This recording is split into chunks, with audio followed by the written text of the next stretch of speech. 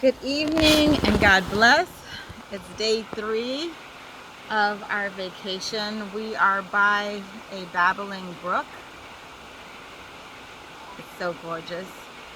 We saw Hearst Castle in San Simeon today, and tonight we are, I guess we're like Northern California now, just outside of Santa Cruz in a small town called Boulder Creek. I'm assuming this is the creek.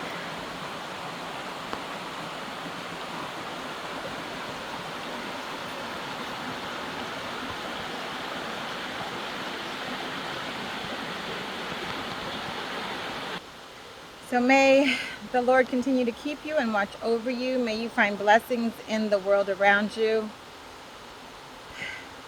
It's hot here. Can you tell I'm hot? In Jesus' name, amen. Bye.